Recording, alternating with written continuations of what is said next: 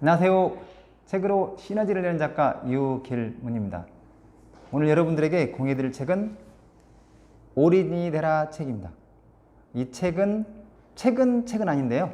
몇 년 전에 나왔던 책인데 거의 한 30세 정도 찍은 책인 것 같아요. 물론 그 뒤로 어떻게 됐는가는 모르겠는데 엄청 우리에게 뭔가 창조 쪽에 관련돼 가지고 새로운 아이디어를 그런 준 책이거든요.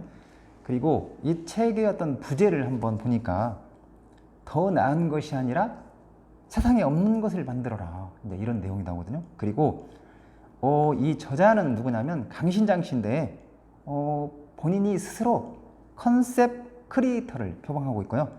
그리고 세리 CEO라는 그런 그쪽에 거기를 창조 경영하고 거든요. 근데 거기를 많이 운영을 하고 삼성에서 26년 정도 근무를 하신 것 같아요. 그리고 그 삼성에서 근무할 때 삼성경제연구소에서 한 8년 정도 근무를 하셨는데 거기에서 지식경영실장, 근데 그 역할이 뭐였냐면 지식과 감성을 연결하는 그런 크리에이티브 탱크 역할을 했다고 해요. 그래서 아무래도 이제 많은 사람들을 접하고, 그리고 문학, 예술, 그 다음에 미술 이런 쪽에, 그 다음에 시, 다방면의 그런 부분을 많이 접하면서 얻은 그런 아이디어와 통찰을 바탕으로 쓴 책이라는 생각이 듭니다. 자, 그래서 이 책 속으로 이제 들어가면 처음 뭐냐면 하이러브예요, 하이러브. 이제 이 자체가 책이 뭔가 운명을 바꾸는 창조의 기술, 어린이 되라는데, 뭔가 어린이 되고 뭔가 창조를 하려면 첫 번째 가장 중요한 게 하이러브다, 하이러브. 그러면 하이러브는 뭐냐? 목숨 걸고 사랑을 하면, 뭔가 애절한 사랑이 필요하다는 그런 이야기를 하거든요. 근데 도대체 어떤 내용이 있는지 한번 책 속의 내용을 한번 들어가 보도록 하겠습니다.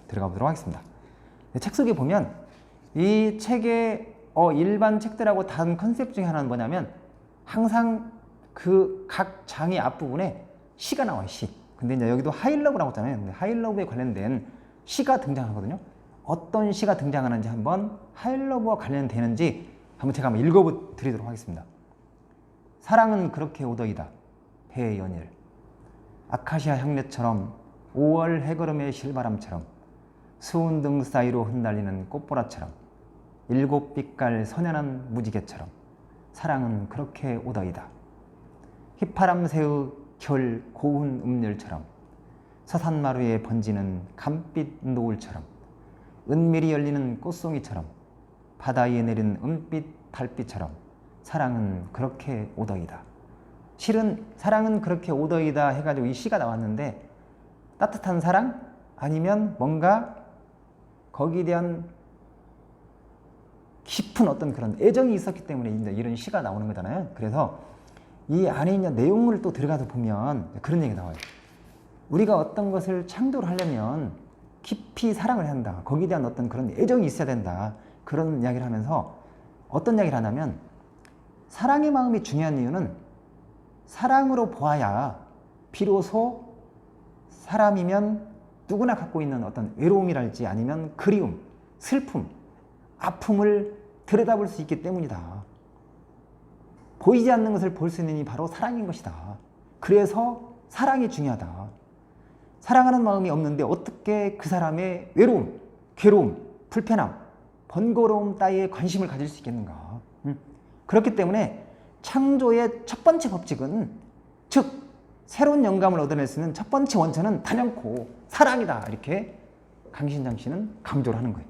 그리고 이것에 관련돼 가지고 한 부분만 더 공유를 해드리면 이런 얘기가 나와요. 우리가 사랑의 마음으로 사람들을 바라보고, 사랑의 마음으로 제품들을 바라보고, 사랑의 마음으로 사람들의 생활을 들여다본다면 우리는 만나게 될 것이다. 사람들이 원하는 것이 무엇인지를. 그래서 그렇기 때문에 사랑이 중요한 거다 이야기를 하는 거고, 그다음에 두 번째는 뭐냐면, 두 번째는 하이 페이 앤 조이, 이제 그런 얘기거든요. 영어로 쓰였는데 뭐냐면 이 핵심은 고통을 모르면 그를 기쁘게 할 수 없다. 그러니까 뭔가 아픔을 알아봐주고 그 아픔을 차단해주고, 찾아서 열면 아픔을 찾아서 거기에 따른 그 사람들을 뭔가 기쁘게 할 수 있는 그런 게 있어야 하면 창조를 할 수 있는 거다. 그러면서 이제 시가, 어떤 시가 또 나오냐면요, 여러분들이 잘 알고 있는 정호승 시인의 수선화에게 그런 시인데 앞부분을 한번 읽어드리면 수선화에게 정호승 울지 마라 외로우니까 사람이다. 살아간다는 것은 외로움을 견디는 일이다. 공연이 오지 않는 전화를 기다리지 마라. 눈이 오면 눈길을 걸어가고 비가 오면 빗길을 걸어가라. 울지 마라 외로우니까 사람이다. 사람이니까 외로운 거잖아 실은. 그러니까 어떤 사람의 아픔을 이 정도로 잘 표현할 수 있을까. 진짜 너무 멋진 시인 같아요. 제가 이제 이 책을 처음에 접했을 때는 1장에서 10장까지 이게 이어지는데 1장에서 10장까지 시가 12개 나오거든요. 근데 그 시를 다 외웠던 것 같아요. 다 외워가지고 막 혼자 막 암기하고 걸어가면서 암기하고 그리고 이제 이 실은 이 두 번째가 컨셉이 어떻게 보면 고통하고 일면 조이하고 관련된 거잖아요. 기쁨하고 관련된 거잖아요. 그래서 이제 그것을 한번 느껴보니라고 일면 시를 계속 낭송하고 막 외우고 그랬던 기억이 나는데 중요한 건 뭐냐면 뭔가 창조하려면 아픔을 들여다볼 줄 알아야 된다. 그리고 거기서 기쁨을 발견할 수 있어야 된다. 그런 관련된 내용이 실은 여기 어떤 사례가 나오냐면 옛날에 미국에서 큰 금융위기가 있었잖아요. 근데 그때 현대차가 고민한 거예요. 차가 하도 안 팔리니까 어떻게 하면 그 미국인들의 어떤 그런 아픔을 들여다볼 수 있을까? 근데 계속 들여다보니까 차를 안 사는 이유는 뭐냐면 너무나 이제 금융발 위기가 너무나 강하니까 알면 사람들이 직장을 다니다가도 그냥 나중에 잘릴 수가 있잖아요. 그만둘 수 있잖아요. 그러니까 못 사는 거야. 알면. 그래서 현대차에서 고민한 게 뭐냐면 자동차를 샀는데 만약에 직장을 다니다가 그만두면 그 차를 되사주는 그런 어떤 프로그램을 가동을 했거든요. 그래서 그때 엄청나게 차가 많이 팔린 그런 사례가 책 속에 나오더라고요. 결국에는 그건 뭐냐면 사람들이 뭔가 힘들어할 때 그것을 고통을 뭔가를 들여다보고 그러면서 그 고통을 들여다보는 것도 중요하지만 더 나아가서 일면 그 사람들을 뭔가 깜짝 놀랄 기쁨의 어떤 그런 선물 사람들은 예측을 못하는 거잖아요. 사람들은 그걸 전혀 예상을 못한 거잖아요. 근데 차를 나중에 직장이 잘리면 직장을 그만두면 자동차를 되사준다고 하니까 리스크가 줄어드는 거잖아요. 그래서 이제 그런 사례가 책 속에 있는 거고 그 다음에 보면 그런 게 나와요. 뭐냐면 페이지 이제 66페이지에 나와 있는 건데 그런 게 있어요. 뭐냐면 하이 페이 앤 조이면 그것은 뭐냐? 진심으로 고통을 이해하고 파고 들어가 속 시원하고 즐거운 해결을 해내는 거다. 그러니까 뭔가 누군가의 아픔을 들여다보고 그런 다음에 깊이 열면 그것을 생각을 하면서 그 사람들이 뭔가 고민하고 있는 그것을 해결책을 열면 뭔가 제시해 주는 거다. 그러면 사람들은 들면 열광할 거다. 알면 그게 결국에는 창조로 연결이 되는 거다. 이제 그런 이야기를 하는 거고 그 다음에 이제 페이지 이제 69페이지에 이제 또 이런 얘기 나와요. 뭐냐면 69페이지 결국에는 뭐냐면 뭔가 사람들의 아픔을 들여다보고 그 사람들에게 기쁨을 선사하려고 한다면 도대체 일면 스스로 질문을 해야 된다는 질문. 어떤 질문을 하냐면 만약에 나에게 지금 주변에 가장 소중한 사람들이 겪고 있는 고통이 뭐냐 무엇이라고 생각하는지 그리고 그게 이제 외로움일 수도 있고 아니면 슬픔일 수도 있고 그림일 수도 있고 아니면 아픔일 수도 있고 뭔가 번거로움, 불편함 뭐 이런 거 여러 가지 있을 수 있잖아요. 지루함일 수도 있고 그걸 한번 찾아보자. 그리고 두 번째 질문은 뭐냐면 결국에는 그런 것 같아요. 내가 가보고 만약에 놀아보고 아니면 특별히 가지고 있는 그런 것 중에서 뭔가 가치 있는 기쁨의 재료에는 어떤 것이 있냐 알면 내가 오랫동안 뭐 고민하고 만약에 가지고 놀고 이런 게 만약에 음악이다 아니면 미술이다 아니면 뭐 책이다 얼마든지 그걸 가지고 있으면 사람들이 어떤 그런 아픔을 보듬어 줄 수 있는 거잖아요. 그러면서 이제 핵심이 뭐냐면 그리고 한번 찾아보자. 무엇을 선사하면 그들이 기뻐할 것인지 이런 것을 책 속에서 이야기하는 거예요. 저도 한번 생각을 해봤던 것 같아요. 시간이 없어서 주변에 CEO나 리더들이 책을 못 읽잖아요. 그러면 그 사람들을 뭔가 그 사람들에게 선사할 수 있는 게 뭐냐 하면 책을 내가 짧은 시간 동안에 뭔가를 응축해가지고 그 사람들에게 그 에기스를 전달하는 것도 일면 기쁨이 될 수도 있겠다. 이제 그래서 제가 이제 유튜브를 하게 된 이유도 이제 그런 거거든요. 그리고 세 번째는 뭐냐면 첫 번째는 예를 들면 뭔가 하이 러브, 그 다음에 두 번째는 하이 페이 앤 조이, 그 다음에 세 번째는 뭐냐면 하이 타임 앤드 플레이스. 그러니까 물론 뭔가 사랑도 중요하고 그 다음에 뭔가 아픔을 들여다보고 그러면서 뭔가 기쁨을 주는 것도 중요하지만 시공간이 중요하다면 시간도 중요하고 공간도 중요한 거다. 이제 그런 얘기를 하는 거고, 그래서 새로운 시공간을 창조하려면 어떻게 되는지는 이제 그런 이야기가 여기 나오거든요. 그래서 페이지 84페이지 나와 있는 내용인데 여기 이제 히딩크가 나오거든요. 히딩크의 사례가 나와요. 히딩크가 뭐라고 하냐면 훌륭한 축구 선수는 결코 공을 잘 차는 선수가 아니다. 훌륭한 축구 선수는 그라운드에서 끊임없이 상대가 예측하지 못한 새로운 시간과 공간을 창출해내는 창조자들이다. 히딩크가 어떻게 보면 축구 감독이기 때문에 골을 많이 넣고 아니면 뭐 드리블을 잘하고 뭐 이런 사람들을 공을 잘 차는 선수라고 했을 것 같은데 그게 아니라 끊임없이 상대가 예측하지 못한 새로운 시간과 공간을 창출해내는 사람이 훌륭한 축구 선수라고 얘기했잖아요. 이것은 상당히 우리한테 의미가 있는 것 같아요. 그리고 또 하나 이제 보면 시공간을 제대로 열면 창출해가지고 뭔가 부가가치를 창출한 사례가 있거든요. 어떤 게 있냐면 이제 페이지 87페이지 나와 있는 건데 어떤 사례가 나오냐면 벨기에의 사례인데 벨기에의 사례인데 여기는 10대의 특별 세계 10대 특이한 레스토랑에 선정됐대요. 근데 이 레스토랑이 어떤 특별함이 있었냐면 지상 25m 상공에 크레인 같은 거 이런 거 있잖아요. 그런 거 와이어에 의지해갖고 대롱대롱 매달린 공중 레스토랑인 거예요. 그런데 밥만 먹으면 심심하니까 피아노까지 올려가지고 거기서 이제 피아노까지 쳐준 거예요. 근데 하루에 딱 저녁만 하는데 입장 정원은 22명, 22명만 받는 거예요. 근데 한 끼 식사비가 얼마 정도 할 것 같아요? 저는 여기 보고 깜짝 놀랐는데 한 끼 식사비가 1인당 770만 원. 근데 그렇게 초고가 식당인데 사람들이 없을 것 같잖아요. 1년 예약이 다 찰 정도로 운전 성실이 된대요. 그럼 한번 내가 이 금액을 한번 계산을 해봤어요.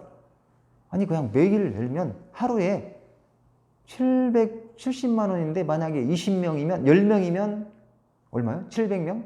700만 원이니까 7천만 원? 그죠?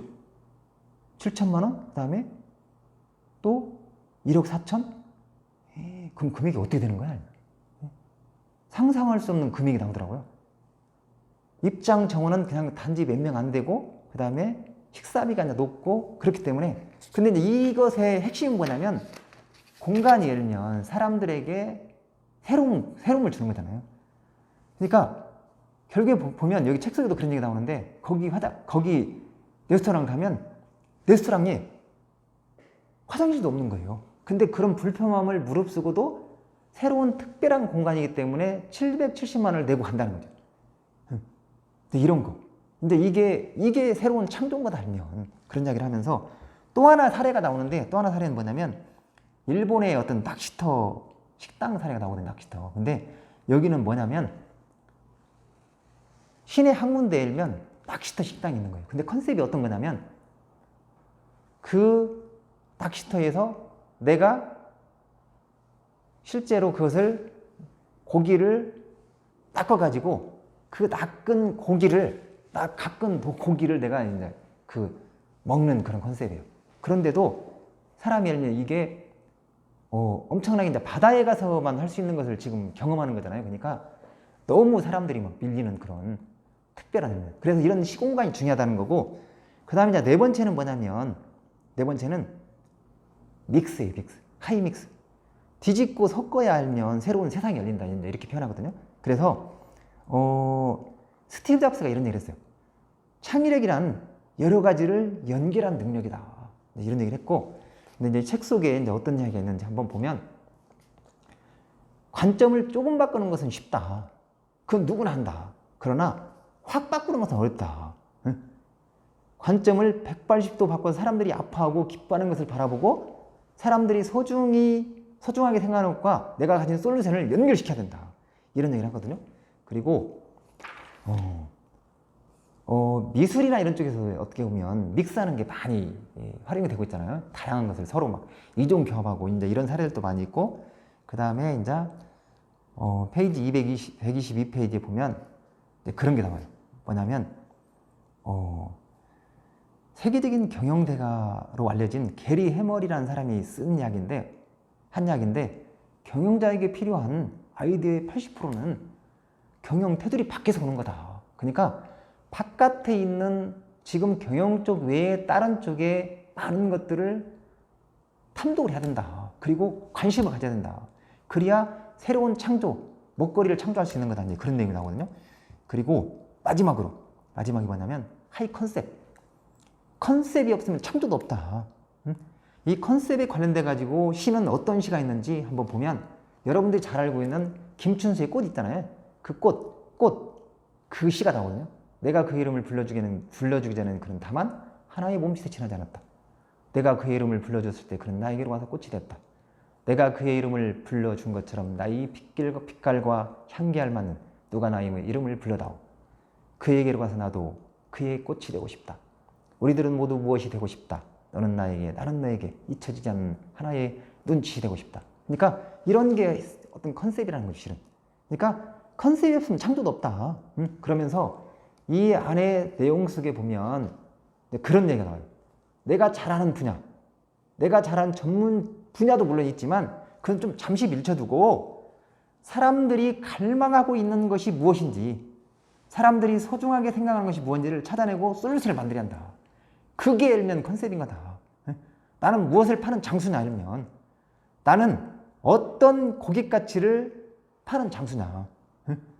나이키가 일면 우리가 파는 것은 신발이 아니라 승리다.